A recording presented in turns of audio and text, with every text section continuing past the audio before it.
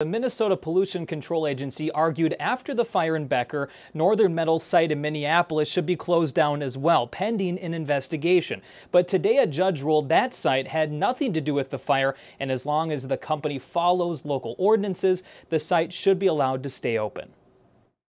Two different sites, two different rulings. Friday in Ramsey County Court, a judge decided Northern Metal's Becker facility will stay closed after the fire, but the Minneapolis site should be allowed to stay open. In Becker, the judge felt the case was outside his jurisdiction, so he's passing the case on to the Minnesota Court of Appeals. Until that ruling, the site will stay closed until the Minnesota Pollution Control Agency finishes its investigation. We're really pleased that PCA took this action in Becker. Environmental advocates were happy with the news, but at the same time frustrated the judge is allowing the Minneapolis site to open up again.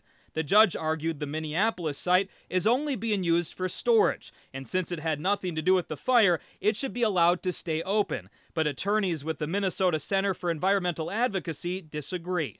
There's an outstanding code violation right now that the city of Minneapolis has cited them for twice on two separate inspections. That code violation was for stacking scrap metal higher than 20 feet. The judge felt that issue is being handled by the city of Minneapolis, with city inspectors scheduled to visit the site next week. Now, if Northern Metal fails that inspection, environmental advocates say they'll push the city of Minneapolis to file its own restraining order to close down the site. As for the Becker facility, Northern Metal could file an appeal to try and open it up again, but for now, the site will stay closed until the Minnesota Pollution Control Agency says it can open.